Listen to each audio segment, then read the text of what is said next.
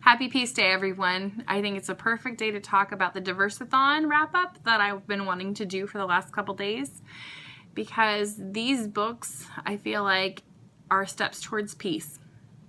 This summer I went to India and I got to visit Gandhi's last site where he was assassinated and ring the peace gong there and see several different exhibits on what his life was about.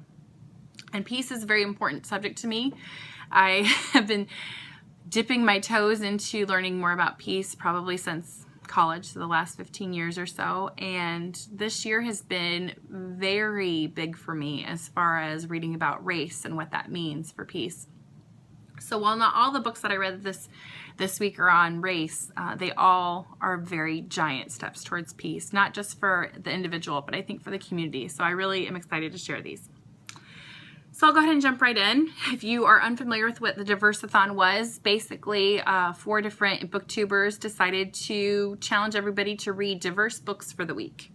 And that means reading books written by people who don't normally get a voice. So not dead white people that are males. So I've kind of spun the gamut a little bit, and I'm really excited to share with you what I came up with. So the first one that I read is Yaa Ghasi's Homegoing, and this was the group read for everyone to read. This book, for 300 pages, took me longer than any other 300-page book I think could have. I did not want to put it down, but I went so slowly through it because I didn't want to miss a word. I didn't want to miss a word. It is one of the most well-crafted books I think I've ever read. That's saying a lot. It's very well done. And if you are unfamiliar with the storyline, basically there is a family in Ghana and they're 2 half-sisters, and it follows them through 9 generations, alternating back and forth chapters between Essie's line and Effie's line. And you get to see what this one difference made, and the difference is that Effie was staying in Ghana and Essie was sold into slavery. So you see a lot of different factors that affected their family, whether it is how people treated them. Some of them are of mixed blood, and so that played into prejudice. There's definitely some hard content in. There's rapes, there's sellings, there's whippings, there's everything that actually happened, and it was hard to read about, especially the parts where you see how it affected their parenting and their relationships. Obviously, I haven't had to go through anything close to that, but the fact is that while some people would like to pretend that slavery is over and that people need to move on, it hasn't finished. It affects families for generations upon generations. The whole sins of our fathers thing, it seeps into how you raise your children, how you look at a relationship, how you look at marriage, how you treat somebody you're with. It has affected people with drug addictions. It has affected people with how they view their sexuality and their ownership of their own voice. And those things take more than 1 generation or 2 or 3 or even 9 generations to flush out of your system. And it was really beautiful watching Yaa Ghasi portray people slowly kind of healing over 9 generations worth. And there's still a long way to go, but I appreciate that she shows kind of the coming back. The title Homegoing was so appropriate, and I don't think she could have done this book any better than she did. I did want to share a couple of small quotes from it because I don't want to ruin anything. But I liked one of the characters in here is a professor, and he's talking to his class, and he says, "We believe the one who has the power. He is the one who gets to write the story. So when you study history, you must always ask yourself, whose story is missing? Whose voice is so suppressed that this voice could come forth? And once you figure that out, you must find that story too. From there, you begin to get a clearer yet still imperfect picture." And I think that was just so fitting for the Diversathon because there's so many stories that aren't told. And everybody's story is important, but I think the ones that aren't told oftentimes are even more important because they help us understand deeper truths. And I was so happy to get to read these characters. The other one she talks about, there's a quote in here, evil begets evil, it grows, it transmutes, so that sometimes you cannot see the evil in the world began as the evil in your own home. And I think, yes, it's just, this book shows so well how just one little difference that wasn't little became such a big thing for these two families and all these people. And while the characters, I wasn't sure how I was going to go with only getting one chapter per character because I love character development. But because you kind of see people as grandparents or parents in their backstory, you get to see a little bit of what happened to the people that you've already cared about. And each chapter could have been its own book. It was just such a good book. If you've seen this, you see this anywhere, pick it up because it will rock your brain right off. And I have the library's copy right now. I'm going to return it, and I'm buying my own copy because I want to reread it again and again whenever I forget, because I don't want to forget. This is a beautiful story. So that's the first one. And the second one I read part of before I did return to the library was City of Thorns. It's when I was reading about the refugee camps, and that was also a very interesting book. It's nonfiction, and basically it's talking about other people's stories from the refugee camps and what that looked like. I'm looking forward to finishing it up and getting it back from the library. I had to return it because it was due and a little overdue, but there's so much we take for granted, and just basic rations of food. It was hard. So anyway, those two books broke my heart, and so then I was thinking, how am I going to survive the rest of this week getting through these books? And I picked up Thich Nhat Hanh's, I think that's how you say his name. I can never say his name. The Miracle of Mindfulness. And he's a Buddhist, and he talks a lot about just being mindful. And I appreciated that book so much. I have a Goodreads review on it if you want to look at it. But the idea of not rushing through every single second to get to the next thing. He talks about not being able to enjoy a break if you're racing through washing the dishes, and how if you just take the time to enjoy every second, it all becomes good, whether it's your favorite thing or not. And I appreciated that. He talked about a man who kept getting frustrated because he had to give his time to his sons and his wife, and he didn't really know when he was going to have his own time, and he decided to just accept that the time that he spent with them was also his time, and then it all became unlimited free time to him. And I appreciate that a lot.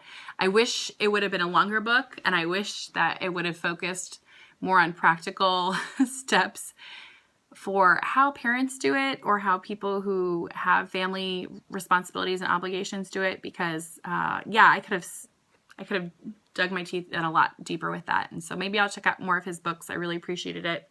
I think it was a good primer on being meditative and thoughtful.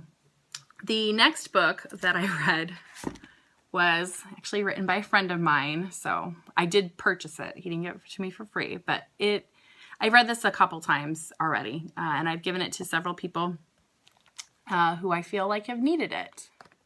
This book is called The Hallelujah Life, and it's written by Richard Propst. And to know Richard is to feel very grateful.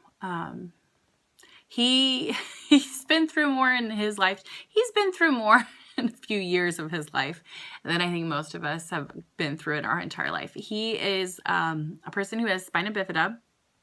He is a double amputee of both of his legs, so he's generally in a wheelchair. He's also a victim of sexual abuse in his childhood, and he's also a very big advocate against suicide prevention because he has struggled with that multiple times in his life. He's lost several friends to it. He's lost a wife to it, and also, in essence, I don't want to spoil a lot of his story, but he's lost a lot. And as much as he's lost, he has a heart full of gold, and he has spent most of his adult life trying to figure out how to make things better for other people. He really, you have to know this man. He's working on another book too, but if you look up the Tenderness Tour, Richard has done this for over 25 years. I don't remember which number he's on, so sorry, Richard. But he has basically wheelchaired across Indiana in various stints to advocate and raise money against domestic violence and domestic abuse. And I love that. Sometimes it also goes to sexual abuse victims. But he's always trying to figure out how to speak up for those people who don't have voices. And I love that. This book, I've given it to several of my friends who've struggled with suicide. And it's actually been on the Amazon bestsellers list for mental illness / suicide issues before as well. Might be on there right now. Don't know. Haven't checked. But he shares poetry. He shares little stories. It's a very quick read. Obviously, it's pretty short. But he shows you how you can make any life, regardless of what you've been through, a hallelujah life, and how you can change it around. And while he is a Christian, he's very open-minded on a lot of things. He was raised Jehovah's Witness when he was younger and has some baggage with that he will gladly share. But I don't want to spoil too much. But I do want to share this one thing that probably changed my faith more than anything. It's a poem called The God I Believe In. And this really affected me personally because of someone I love and how I was struggling with how can they have been hurt in the way that they were hurt. And so I just want to share this. I believe in a God who would be raped right alongside me, feeling my pain and experiencing my humiliation. I believe in a God whose love is more powerful than hate and who dwells within every scar and every memory. I believe in a God who never lets go and who fights like hell so that I will never forget what it means to be loved. When he talks about a divine presence that is right alongside you during the pain, it just hit home. So regardless of how you feel about God or life or any of that, I think all of us long for somebody to sit with us in the pain. And this book did that for me and I think for a lot of people. So I reread it because I needed it. And the last book that I read, a lot of you have also heard about, Love Warrior by Glennon, Doyle, Melton, not Merton. And Oprah actually just put that as her book club of the month read. So I scored it from the library. I was very excited because I had already had it on hold and I managed to get it before everybody else. But this book, I don't even know how to describe because she told so many people's stories in such a beautiful way.